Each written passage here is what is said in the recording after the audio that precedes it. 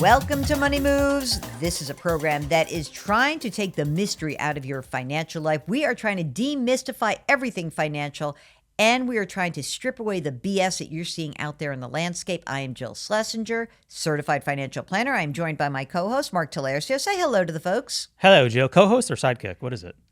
Both. Both. Okay, just so we're clear. And executive producer of my life. Hey, gang, if you've got something going on in your financial life, get in touch with us. Go to jillonmoney.com. Click the Contact Us button. You can upload a video there. You can upload audio there. You can check a box to join us live. And you can always just write us a note. We do a mailbag from time to time. It is July, Jillionaires, and there are some big changes to the federal student loan program. Mark. Fill me in. The one big, beautiful bill act. I hate saying it. It's just such a mouthful. The tax changes that occurred now mean that there are different things that have happened with the federal student loan program. So, I mean, some of these changes had to happen. You have opinions about federal student loans, right? I have opinions about lots of things, yeah. I know you do. and we've always worried that people tend to borrow a lot of money just because they can, as opposed to having important conversations about how much a family can really afford and how much a person can afford. But I just want to, I'm going to put the glasses on. The readers. The readers are coming out. Again, notice the readers match the sweater. Sweater's new too. Okay. Now, the annual and aggregate borrowing limits changed as of July 1st for federal student loans. This is not private. Graduate students can borrow up to $20,500 annually with an aggregate limit of $100,000. That's graduate students? Graduate. Now listen to this. There's another level. I know we have smarty pants Jillionaires out there. Professional students can borrow up to $50,000 annually with an aggregate limit of $200,000. Do you want to know what professional is? I'm glad you asked. Well, I'm assuming they think you're making more money at that point. Pharmacy, dentistry, we need dentists, veterinary, chiropractic, law, medicine, optometry, osteopathic medicine, podiatry, theology. How did that get in there? How are they paying that back? And clinical psychology. Okay, so this is important because all these schools are incredibly expensive now. And so if you're going to go into debt, now your debt has been limited. And also there is a lifetime aggregate limit of $257,500 to federal loans for all levels of study. So now, does this mean, hopefully, that we're going to stop hearing these crazy stories of like, oh, I borrowed $200,000 to go to chiropractic school and I can't actually afford this? I think on the surface, this is a good thing. I think anytime you can put a limit on the amount of student loans that people can take out, it's a good thing because, we see it all the time. People are up to their necks with debt, and it's impossible to get out from under. So yeah, I think on the surface this is a good thing, but that's still a big number. It is a big number. The 200 and whatever you just said, something. That's a big number. 257. Yeah, that's a big number. The question comes up around borrowing for school. It does bring up this intergenerational question of what parents need to talk about with their kids. And it's a very uncomfortable conversation. I get it. You basically have to say to your kids when they're in ninth grade. Yeah, when they're teenagers. In their ninth grade, not when they're seniors. You need to say, here is the amount of money that we can afford to spend on your education. Good luck with that. And it's a tough conversation. That's why Mark only has one child. But the thing is, again, this is if you have limited resources. If you've got gobs of money, go pay for your kids' school. I don't care. I'm not like, I don't worry about that. We have friends of ours who Mark and I have known for a long time. Like we had this really good friend from work and he has 3 kids. He and his wife live in a high cost of living area in New York City. Together, they make like $300,000 and they were paying for private high school and they were getting ready to go to college and they could not afford to pay for college. They just couldn't. And the summer camps. Mark always remembers that. I think having conversations with your kids about what you can and can't afford is so important. You can't wait till they're seniors. You've got to start that conversation, Mark, when they're early in their high school career, ninth grade. That requires you to be honest with yourself. And you know what hurts? I know a lot of parents say, but my parents did it for me. Mm-hmm. That may be true. The landscape has changed. College costs more. Loans cost more to finance. And you know what? What your kid is going to be able to earn on the other side of that degree may also be changing. So just be careful. Have the conversations open, honest, and try not to saddle yourselves. Don't rob yourself of your retirement, and don't saddle your kid with loans. Sooner rather than later. Because like you said, if you wait to the last minute, it's easy to kind of feel like you're getting got to keep up with the Joneses, right? The kids are going to have their friends. They're going to see what their friends are doing as juniors and seniors. And why can't I do that? Why can't I go there? So sooner rather than later. So a few things to remember. Also, as part of these plans, like if you have any question, you've got federal student loans or you're about to get a new loan because you're going back to school, do go to studentaid.gov. Everything is there on that website. Also, here are the loan fixed interest rates. These are not variable. They get set every year. So right now, it's about, I'm going to give you like the average, kind of about. It's just under 6.4% for your direct subsidized loans and direct unsubsidized loans. Unsubsidized graduate or professional markets just under 8%. And the plus loans, parents or graduates or professional students, almost 9%. Gang, you got to be thinking long and hard about whether you want to borrow money to get this advanced degree. And Mark, it's important for people. We've talked, if you're thinking about this, like, should I go get an advanced degree? Are you going to make more money with that advanced degree or not? You're going to make a lot more money. A lot more. You may want to sit it out. You may want to keep working. You may want to go to a cheaper program. You might want to wait to see whether you can get some sort of grant or win an award. These are huge numbers, and I am not sure whether or not these programs are going to be worth it or not. And it's important to just factor it all in. Yeah, I'm not anti-advanced degree, but it has to make sense. The numbers have to make sense. And just so you know, like one of the great guardrails that someone gave us, I think that Beth Kobliner might have given us, her books over here, Get a Financial Life. It was an interesting thing. She had talked about like borrowing money, and she said, if you're a parent and you're borrowing for your kids, so we know we have some parents watching, that you should look at your total household income and keep all borrowing for all of your kids under that 1 year of your household income. But for the kid, him or herself or themselves, when you're thinking about loans, think how much money you're going to make on the other side of that. So let's just pretend you're going to business school and you're like, okay, I make $100,000 now. If I have an MBA, then I will be able to make $250,000. Go for it. Go for it. But if you're like, I am going to get a graduate degree and I'm going to be able to maybe make just like 20 or 30 grand more. Not worth it. Maybe not worth Probably it. not. Probably not. So get in touch with us if you have a question about whether or not you should borrow, should you go back to school or not.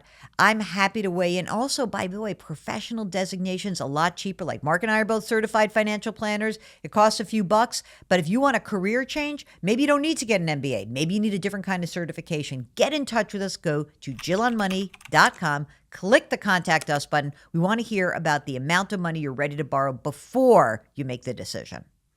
Okay, our next Jillionaire is Aaron, who joins us from North Carolina. Hey, Aaron, how are you? Hi, very well, thanks. And you? Tell us what's going on. How's North Carolina? It's like hot and steamy here in New York. It's pretty hot. I think we're probably even steamier. I don't know about hotter, but it's certainly steamier here. We had a couple of thunderstorms despite 80-degree weather, and nonetheless, it's very nice here in North Carolina. No complaints on my end. All right. What brings you to us today? What financial question is niggling at you right now? So this is a bit of a family conundrum here. It regards my cousin. But my cousin bought a house with his now ex-girlfriend, and both of their names are still on the mortgage.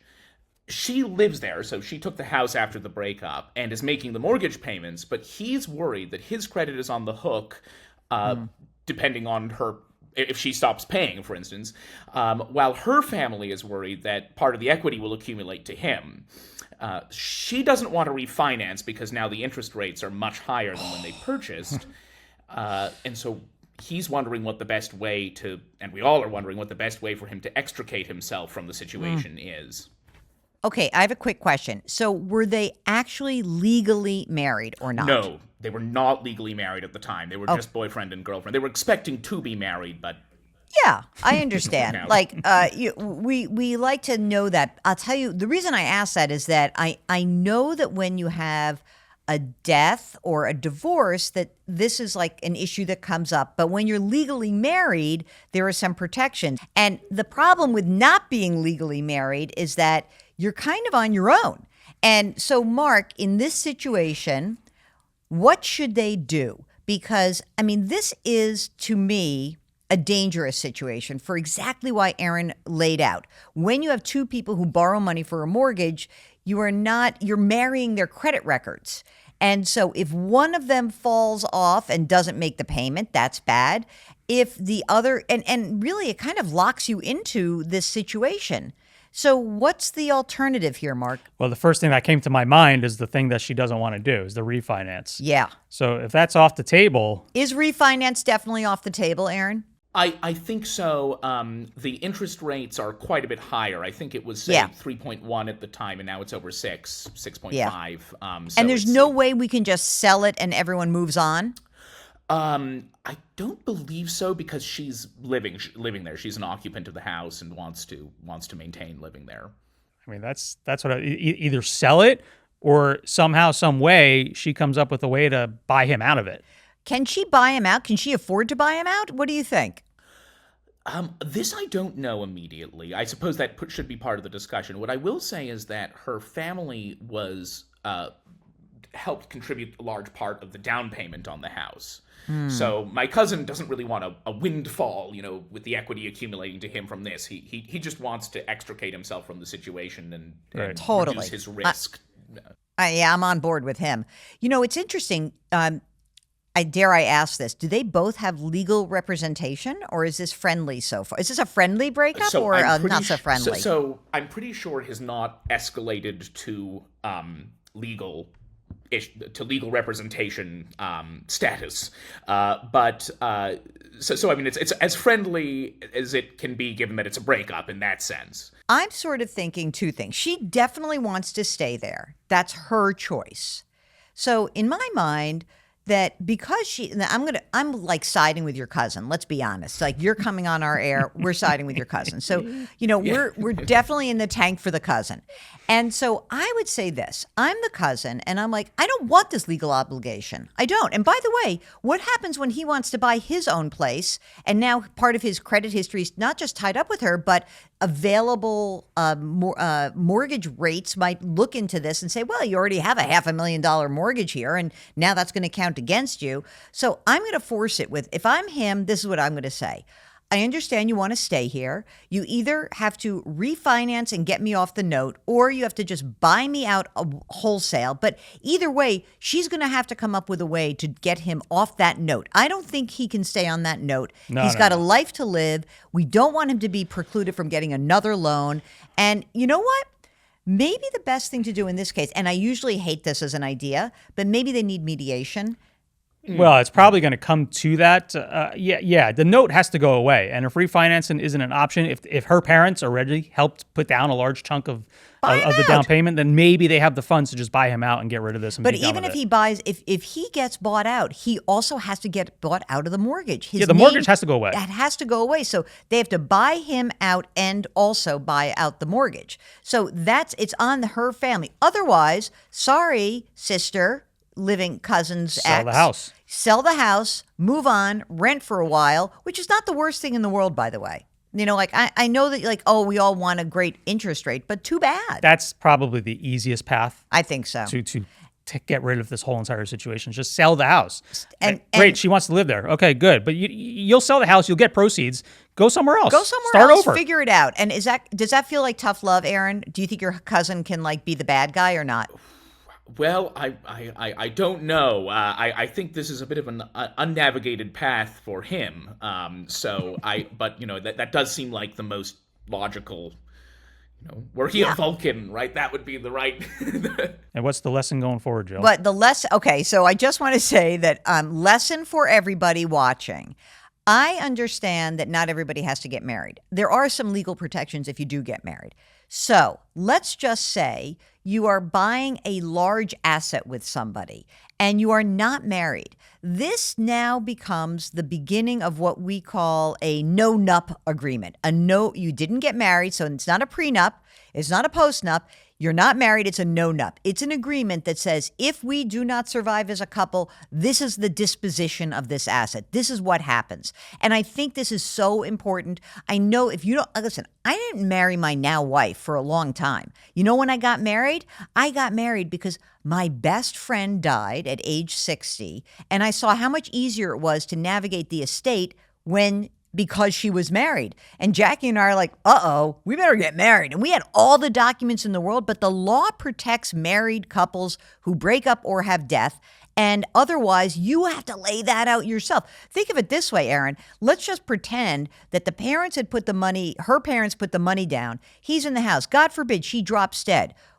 Is the family going to let him stay there with his next girlfriend/wife? There has to be a document that contemplates what happens in the event of. And that's the lesson. And it's a drag. I know it's a bummer, but Mark, so much better. Didn't you have some sort of no-nup with 100%. Amanda? Yeah. When we bought our house together, we had everything documented and written down. Because they bought a house and they weren't married. Now, Aaron, what are we going to do for you? You're going to be like, can we be your cheerleader? We're going to just say, here is the cousin. He's coming in. Play the episode. If your cousin needs some help, tell him to give us a holler off the air and we'll help him. We'll help him find the cojones to be the bad guy. I'm always the bad guy in a breakup, so I'm happy to help him. Believe me. So basically, I should tell my cousin to steal himself. Yeah, exactly. Okay, Aaron, we love you. Thank you for putting up with us. Good luck to you and your cousin. Get back in touch with us. Mark, it's a great lesson here, an absolute great lesson. Put it down on paper. You're buying a huge asset together, and we know that relationships fail, bad things happen. Let's think about it before. Get a lawyer who can do this, and you will be much happier. I hope you never need it. Hey, if anyone out there has a question for a cousin, a brother, a sister, or for yourself, don't forget, go to JillOnMoney.com, click the Contact Us button, and clip yourself on a little video and tell us what's going on. Thank you so much. Okay, it is time for one of our favorite segments. We call it the TikTok Takedown. Now, this is when you see something on social media that has to do with money or someone selling something, or it sounds too good to be true, or maybe it is good. Maybe it's great. I don't know. Send us a video that is reaching out to you through social, and Mark and I will look and listen and determine whether it's something that's legitimate and or whether it's something you should consider. Here we go. If you put your child on payroll, you can pay your child up to $15,750 without your child needing to file a tax return. That's a $15,750 deduction. Then from the $15,750, you could take $6,000 of it and stuff it into the Roth IRA.